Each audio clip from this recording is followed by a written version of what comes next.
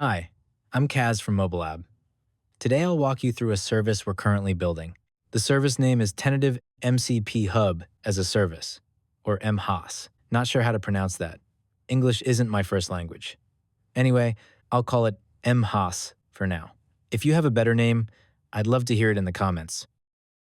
MHaaS is a service that makes it easy to set up a managed runtime environment for MCP servers.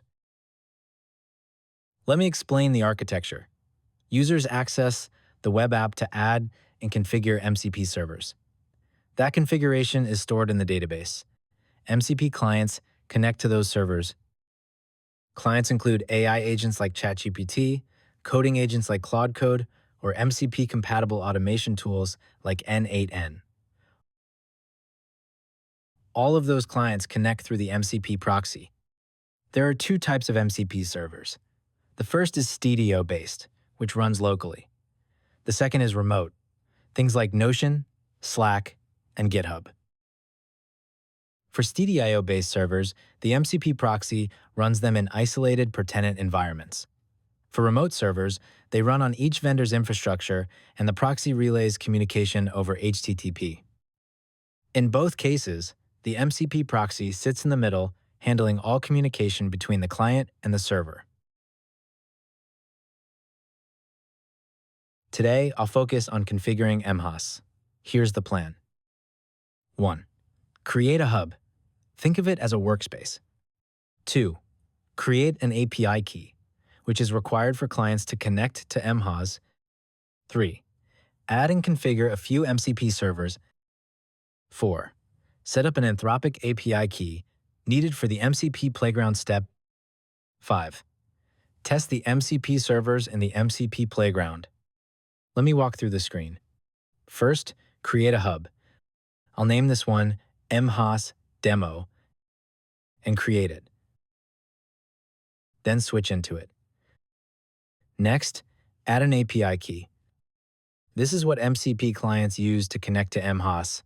I'll name it Demo and create it. You can see it's been created. Now let's add MCP servers. First up is the Zoho MCP. Zoho is an office suite, email, calendars, that kind of thing, similar to Google Workspace. I'll copy the MCP server URL from the Zoho screen. Click the Add button in MHaaS, paste the URL, and hit Add Server. Done. I'll hit Edit to give it a more readable name. The name here becomes the prefix for MCP tool names, so it's worth making it clear. You can see there are 3 tools on this server. Next is the AWS API MCP server. As the name suggests, it lets you call AWS APIs. I'll copy the JSON, paste it in, and hit Add Server. Same thing. Then rename it to something clearer.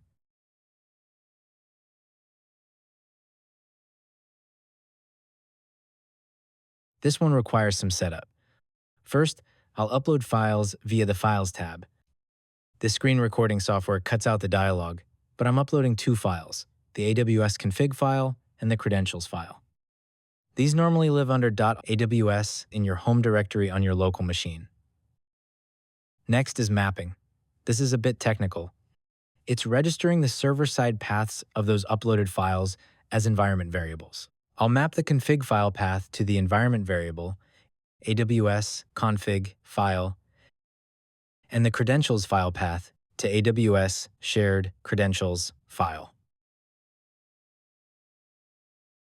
Then the regular environment variables, I'll delete AWS region because that's already in the config file.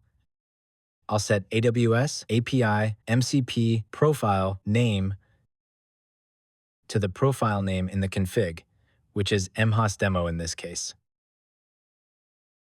And I'll set AWS API MCP working dir to shared, which is the directory this MCP server can access. Tools are showing in the Tools tab. Back to the main screen. Next is the Tally MCP server. Tally is a service for building online forms and surveys. Copy the URL, add it the same way. Then rename it.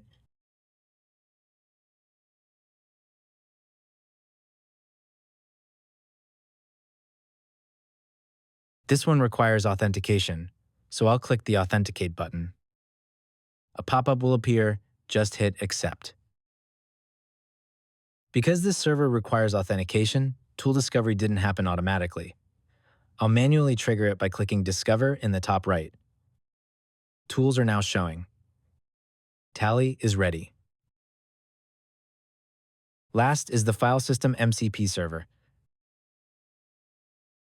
Copy the JSON, paste it in. I'll tweak the JSON slightly so the server has access to the shared directory.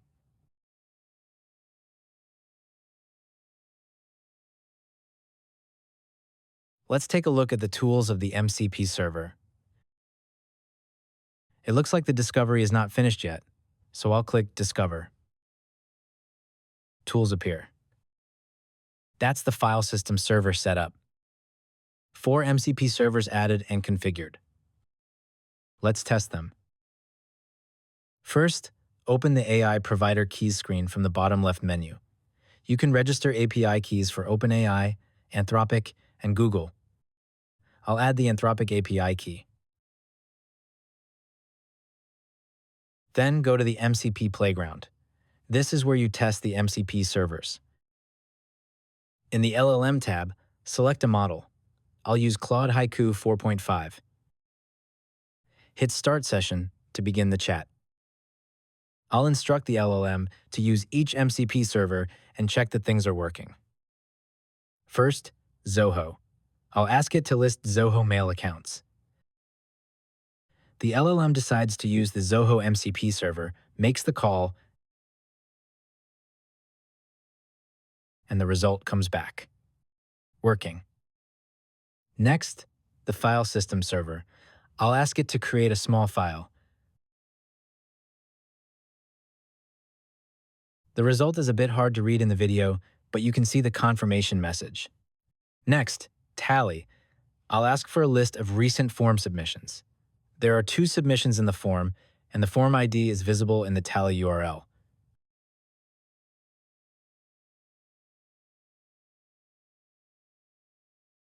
Two names come back. Working. Last, AWS. I'll ask it to upload the file we just created with the file system server to S3.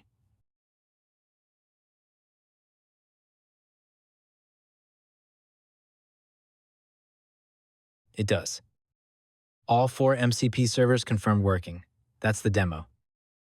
Today, I added and configured MCP servers on MHaaS, then verified them using the MCP Playground. In the next demo video, I'll use these same servers to automate some actual work. One more thing. MHaaS is nearing a beta release. Right now, we're looking for participants for the Early Access program. Participants will get access to the beta when it launches and provide feedback.